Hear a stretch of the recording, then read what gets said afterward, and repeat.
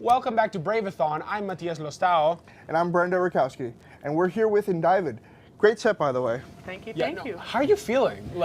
Fantastic. Other than the coating of grease and sweat I have right now, I think we all kind of share that energy. But you know what? They mix together. It comes a great combination. I share that energy. Yeah, we are here and we are ready. But so just a couple questions. First off, what led each of you to pursue music as a career or hobby? Because it was great out there. Yeah, thank you so much. I think we all come from a little bit of a different background when it comes to our start of our music careers, in a sense. I kind of just started out of my garage independently. You know, I was a big fan of bands I was listening to on Pandora Radio. You know, I never had a musical background or anything like that. So, you know, one day I just kind of decided I want to start my own band, and kind of fell into the whole category of, you know, meeting people and connecting people and bringing this band together eventually down the line. So I don't know if you guys have any other interesting inputs for your start of music by chance. I know John played drums when he was a kid. Or no, how to start? He played, what'd you start with? What was your first instrument? Piano. Piano. Yeah. Oh, sorry, you can't talk. He's a mime for today. How did you start your music? My brother started learning guitar, and I got jealous, so I started learning guitar. That was it. And Yeah. a bunch of childhood friends just showing me music and getting into it, and just wanting to play music. Yeah. What about you? All my family members played, and I don't know, I wasn't good in school. I was actually really bad in school. But music kept going. You meet a lot of good people throughout the scene, throughout time. It just, you know, depends on how you do it, how you go, and it's what you make of it. And it's a good outlet. It's very good, you know, to escape with it and put it, you know, stuff to good use in your head, you know. If that's the best way to put it. But, right. In other words, none of us went to school for music, so we're all completely DIY artists here. We all taught ourselves how to play. The Garage Band Inc. Yeah, that's honestly what we are. We're a garage band. You've mentioned rebellion and diverting from norms repeatedly in both your band's biography and the exchange we had before the event. How do you believe your art reflects those ideals? This goes for both you as a band and as individuals. So definitely not following a norm is a great way to be independent as an artist and kind of stand out more amongst other people, but also find your way to collaborate with those artists that kind of have the same mindset where, you know, you're not going into any directive, you're kind of just throwing yourself out there and making the sound and seeing what it becomes, you know, and whatever sticks, you're going to keep with it. So I think it's a great motive for anybody that's getting into music to just go for it. You know, it's good to have inspirations, it's good to have artists that you're kind of going for, but really just independently put yourself into a mindset where it's like, whatever this is it, whatever comes out, that's what it's going to be, and we're going to stick with it. So that's kind of how Indeyevid happened. So, you know, I originally started this band with a couple of demos on guitar, and I never gave them up. But, you know, I kept working on them. So I think that's a great output when it comes to, you know, how we sound as a band and how we play as a band. Right. Yeah. That makes a lot of sense. Yeah. But you say you draw a lot of inspiration, and you really try to tap into what the core of punk is. We looked at your website, very nice website. Thank you. Now, for me and other people who aren't very familiar with the culture, the genre, and all that, what would you say the core of punk is? For me, personally, it's performance-based. It's a genre that you want to go and see perform live.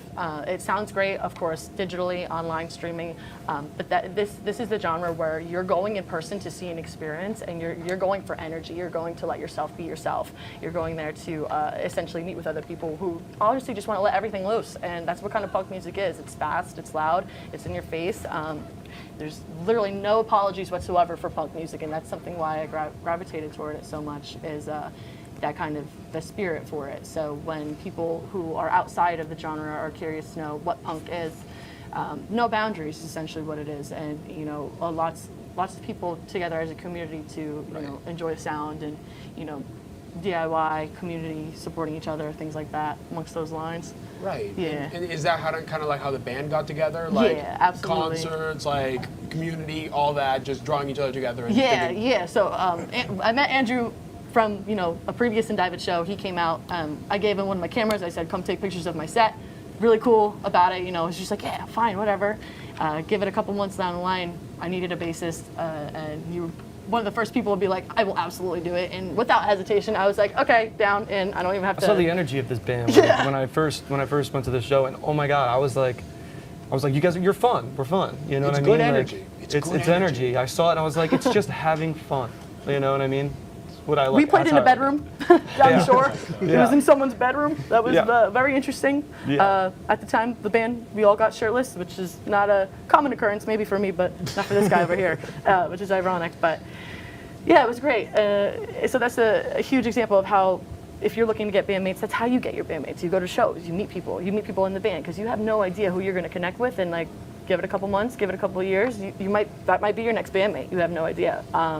If you're interested how the rest of the guys got into the picture, John came from Facebook. I'm a very big social media person, so on there a lot, needed a drummer. One of the first guys to reach out to, which was just like, I kind of take who I can get and work with it, so it worked out really well. And then you knew him. Yeah, through his brother, because we went to the same college. Yeah. And then eventually just started, we played a show together at like a basement show, and then from there we eventually just started playing music together. So Yeah. and then this. And Right. this. Like you said, all about connections, meeting people, engaging with the community. Yeah, very absolutely. It's literally putting yourself outside your comfort zone, especially if you're an introvert and you really, I'm not much of a social person. You kind of have to just take the risk, go for it. You never know. Just kind of putting yourself out there to like meet like-minded people. Absolutely, and that comes for any aspect of any sorts of arts. You know, if you're into photography, videography, you going to a show, you see somebody else with the camera, you know, approach them. There's no reason why you shouldn't approach them. In you know, this kind of scene, I mean, you know, it is very much like be yourself. You know what I'm saying? No judgment. You know, and that's why, like, I mean, growing up with people like that, it's just like, I mean, people, the punk's funny because you could be, you know, in college or, I mean, like even high school, and then you can have people in the scene who are much older. It's just like everyone. I mean, you go to punk shows and you see, you know, parents with their kids, you know, and it's just like, it's very just, I don't know, it's comfortable. It's a place where you could be yourself. I think I might need to get into the punk scene. That sounds awesome. Punk's great. And it's very diverse, honestly. Like the term punk, in my opinion, is just a way to describe many different subgenres. There's so many different kinds. And I think we're in a place where we're a little more on the alternative, experimental side. You know, I pull a lot of roots from hardcore punk into our music, but from all of our different perspectives on music. You know, he's a metalhead. You're more like experimental kind Math of. rock, yeah. You're more of your classic punk. I'm a little all over the place. Putting that all together, it's still punk, but it's a little different. So it's kind of Right. fun to find your little category where you belong. You carve out your own space, but that's kind of what Exactly. the space is for. Yeah, exactly. I definitely saw like flavors from like a different like punk bands, metal Right. bands, and stuff like that. And I thought that was didn't, really but I'm cool. uncultured, so what do I do? So you guys released your debut album 2 months ago. Mm-hmm. What was producing that album like? I know you mentioned, you know, playing in a bedroom and stuff like that. Like, how is it producing your first album, and just kind of the process with that? Anybody have any opinions? I wasn't there. Oh, he wasn't. Fun fact: he wasn't there. He wasn't in the band I yet. just got here. Oops. It was cool. He joined yesterday. Yeah, he just joined today. We just hired him.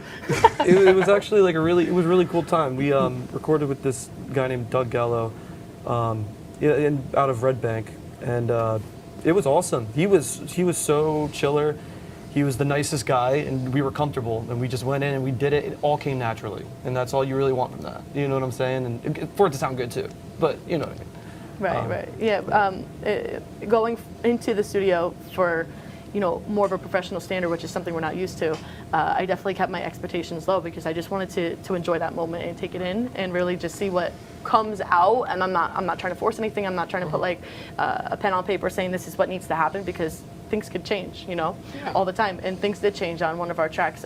Leech, our previous guitarist Ignacio, was kind of independently singing that track. But in that studio, in that time, we were like, let's kind of make it a duet. So I hopped on vocals and it completely changed the whole track. But it just shows like you really don't want to put too much perspective on like what's the plan. Instead of just going forward, you just want to go and bite the bullet and see what happens, which is really cool. Yeah, no, I'm really looking forward to see where you guys go. Well, it's been a pleasure. We're running a little bit out of time here, so is there anything else you would like to mention? That's about it. We have a lot more music coming out. We're going to work on an entire new album, so that's really exciting. Hopefully some more collaborations with other artists in the scene. I'm also hosting a couple shows, which is really fun, so if you're listening to this, I'm hosting Pedalpalooza in the Boonton Elks Lodge, May 17th and May 18th. It's a free event, plenty of bands. It's going to be really cool. You guys should definitely come out to it. Yeah, so just hang tight. Check us out on social media. You'll see lots of cool stuff. Absolutely. Well, a huge thank you to Indeyevid again for helping us celebrate Braveathon 2025 in style. And don't go far. We've got an epic day still ahead. Up next, we've got a performance you won't want to miss from Preachers on the FM. Stay with us. This is Braveathon 2025.